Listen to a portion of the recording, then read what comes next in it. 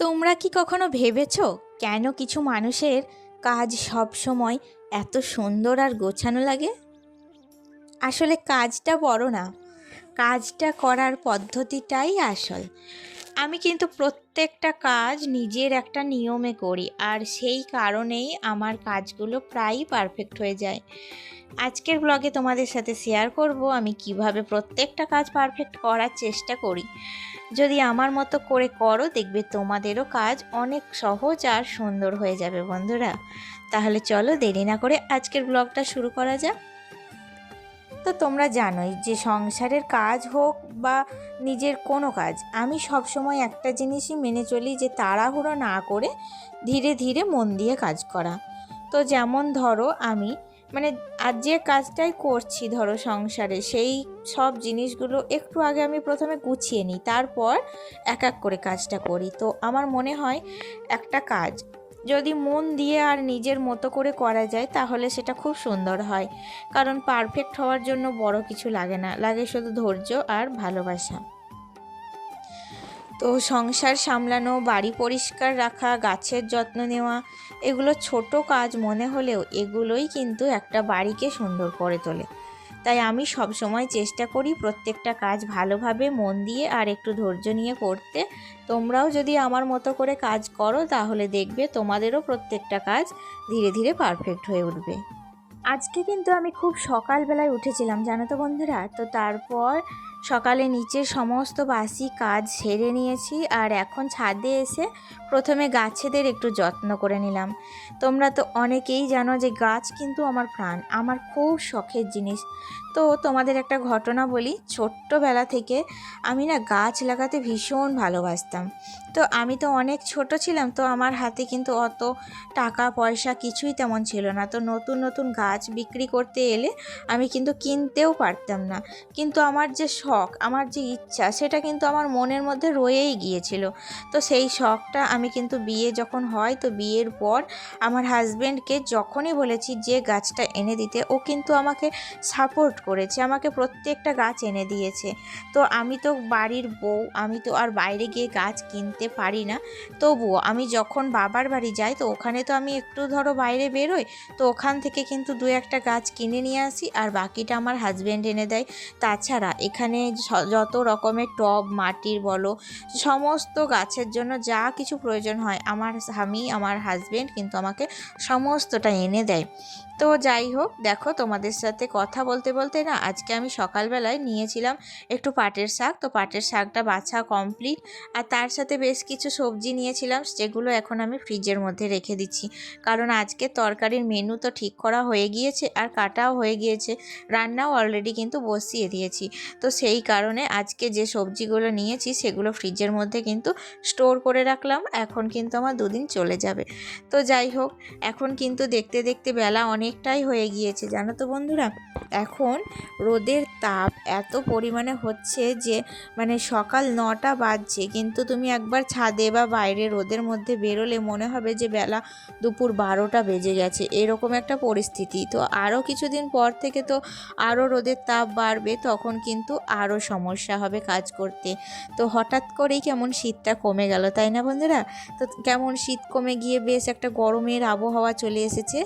আর এই গরমের আবহাওয়াতে আমি লক্ষ্য করছি যে বিশেষ কোনো ভারী কাজ যেই করতে যাচ্ছি না, বা হঠাৎ অনেকক্ষণ ছাদে থাকছি, তো ছাদ থেকে যখন নিচে নেমে আসছি বেশ কিন্তু গরম গরম লাগছে, তো তখন কিন্তু একটু ফ্যান চালিয়ে দিচ্ছি। আর এটাই হচ্ছে কিন্তু আমাদের মেন ভুল একটা কারণ। ওই যে গরম থেকে এসে ফ্যানটা চালিয়ে দিচ্ছি, এতেই কিন্তু মানুষের সর্দি লেগে যায়, জ্বর আসে, ঠান্ডা লেগে যায়। আসলে এই আবহাওয়াটা তো একদমই ভালো না, তখনই ঠান্ডা লাগছে, তখনই গরম লাগছে, তো এরকম করেই কিন্তু মানুষের সর্দি লেগে যায়। তো যাই হোক, আজকে রান্নার মেনুতে দেখতে পেলে শাকটা তো বেছে দিয়েছি, আর এদিকে কিন্তু আজকে প্রথমে একটু ভাজা মশলা করে নিলাম। তো যে কোনো দেখবে সোয়াবিনের রান্না বলো, কিংবা যে কোনো মাংসের ঝোল বলো, মাছের ঝোল বলো, কিংবা এঁচোড়ের তরকারি, সমস্ত রেসিপিতে কিন্তু এই ভাজা মশলা যেটা আমি তৈরি করলাম এটা কিন্তু দেওয়া যায়, আর দিলে পরে প্রচুর স্বাদ আসে। তো তোমরা কিন্তু এটা বাড়িতে ট্রাই করে অবশ্যই দেখবে, ভালো একটা বাড়ির হোম রেমেডি বলতে পারো। খুব সুন্দর ভাজা মশলা, 5 ফোড়ন আর একটু সর্ষে ভালো করে রোস্ট করে নিয়ে তারপর কিন্তু একটু মানে গুঁড়ো করে নেবে আর কি। তো এটা কিন্তু স্টোর করেও তোমরা রাখতে পারো, অনেক দিন থাকে। তো যাই হোক, রান্নাবান্না তো কমপ্লিট হয়ে গেল দেখতেই পেলে। আর আমি করেছিলাম মানে ক্যামেরায় একটু মাছের ঝোল। এই হচ্ছে আজকের মেনু, পাটের শাক, মাছের ঝোল আর সয়াবিন আলুর তরকারি। তো আমার ছেলে, আমার হাজবেন্ড সবাই সয়াবিন খেতে ভীষণ পছন্দ করে জানো তো। আমিও কিন্তু আগে পছন্দ করতাম না, সত্যি কথা বলতে আমি আগে একটুও সয়াবিন আলু পছন্দ করতাম না। কিন্তু বিয়ের পর এখানে এসে অনেক রকম খাবার খেতে শিখেছি। তো বিয়ের আগে যেমনটা হয় আর কি, মায়ের বাড়িতে আবদার, না মা এটা খাবো না, ওটা খাবো না, এটা রান্না করো না, আমি এটা ভালো লাগে না খেতে। কিন্তু বিয়ের পর এসে মেয়েরা কিন্তু এক প্রকার জব্দ হয়ে যায় জানো তো বন্ধুরা। আমারও অবস্থাটা কিন্তু ঠিক তাই হয়েছিল। তো আমি আগে মাছ ভাজা, কোনো ভাজা মাছ কিন্তু আমি খেতে পারতাম না, এত মানে কেমন লাগতো নিজেকে। তো মাছ কড়া করে ভাজা হলেও কিন্তু আমি খেতে পারতাম না। তো এখন কিন্তু সব রকম অভ্যাস হয়ে গিয়েছে। আগে নিম বেগুন খেতে পারতাম না, এখন কিন্তু সেটাও খেতে শিখে গিয়েছি। একে একে মানে নিজেই এখন গৃহিণী হয়ে গিয়ে উঠেছি এক প্রকার। তো এখন নিজের ছেলেকে বকাঝকা দিই যে এটা কেন খাবি না, ওটা কেন খাবি না। তো এক প্রকার নিজেও কিন্তু আমি বাচ্চা বয়সে ওরকমটাই করতাম। তো যাই হোক, দেখো এখন বুঝি যে মারা কেন মানে তখন বকাবকি করতো যে কেন খাবি না, মানে কেন এটা করবি না, ওরকম করবি না। তো মাদের বকার পজিশনটা কিন্তু এখন আমি বুঝতে পারি। নিজে যখন মা হয়েছি তখন কিন্তু বুঝতে পারি যে হ্যাঁ, মারা কিন্তু খারাপ বলতো না, মারা নিশ্চয়ই ভালোর জন্যই বলতো আমাদের। তো যাই হোক, মানুষ তো আগে তো কিছুই বোঝে না, যখন সময় চলে যায় তখনই কিন্তু সঠিকটা বুঝতে পারে। তো আমার অবস্থাও কিন্তু ঠিক তাই হয়েছে। তো এখন চলে এসেছি আমি দোতলার ওপরে। আর এই দোতলার ওপরটা না এখন আমি প্রতিদিনই কিন্তু মুছছি, কারণ ওই যে 7-8 দিন ছিলাম না, তার জের এখনও যায়নি। তো আমি দেখছি মানে মোছার পর যখন শুকিয়ে যাচ্ছে জায়গাটা না মনে হচ্ছে অপরিষ্কার, মনে হচ্ছে যেন মুছিনি, পরিষ্কার করিনি, কেমনই একটা ধুলো ধুলো ভাব থেকেই যাচ্ছে।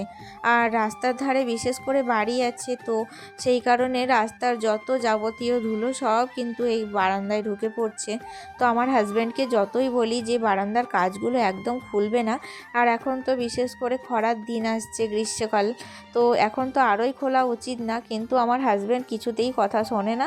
তো সকালবেলায় এসেই প্রথমেই কিন্তু এই জানালা কাঁচগুলো খুলে দেবে, আর রাস্তার সারা দিনের যত ধুলো সব কিন্তু এই জানালা দিয়ে বাড়ির মধ্যে প্রবেশ করবে। তো কি বলবো, না শুনলে তো কিছু করার নেই, তাই না? তো আমাকে রেগুলার কিন্তু এটা মুছতে হচ্ছে, পরিষ্কার করতে হচ্ছে। আর এখন কিন্তু আমি এই কদিনই এই বারান্দাটা মোছার চেষ্টাও করব। নেক্সট আবার কয়েকটা দিন থাকবো না, তখন কিন্তু আমার আবার অসুবিধায় পড়ে যাব। তো কিছু কিছু কাজ সামলে রাখছি, তার মধ্যে তো আমার আলমারিটা এখনও অগোছালো হয়েই রয়েছে। ওটাকে যে আবার কবে গোছাবো, কি করে গোছাবো নিজেও জানি না, জানো তো বন্ধুরা। তবে যেটুকুই করছি কাজ সেটুকুই কিন্তু খুবই ধীরে সুস্থে এবং পারফেক্ট করার চেষ্টা করছি। কারণ যেটুকুই কাজ সামলাই না কেন, আমি অল্প কাজ সামলাবো, কিন্তু অল্প কাজটাও যাতে পারফেক্ট হয় সেই চেষ্টাটাই করছি, জানো তো বন্ধুরা। তো চলো, দেখো দেখতে দেখতে কিন্তু আমার প্রায় কাজ হয়ে গেল। আজকের ব্লগটা কিন্তু একটু ছোট্ট পাড়ায় হয়ে গেল, কারণ কি বলো তো, বেশি বড় ব্লগ আজকে করা সম্ভব হয়নি বন্ধুরা। তো চলো তাহলে আজকের ব্লগটা এখানেই শেষ করছি, দেখা হচ্ছে নেক্সট ব্লগে তোমাদের সাথে। তোমরা ভালো থেকো, সুস্থ থেকো, আর অবশ্যই কিন্তু আমাকে কমেন্ট করো বন্ধুরা, আমার কিন্তু তোমাদের কমেন্ট একান্তই চাই। আজকে আসি, দেখা হচ্ছে নেক্সট ব্লগে, টাটা, ভালো থেকো।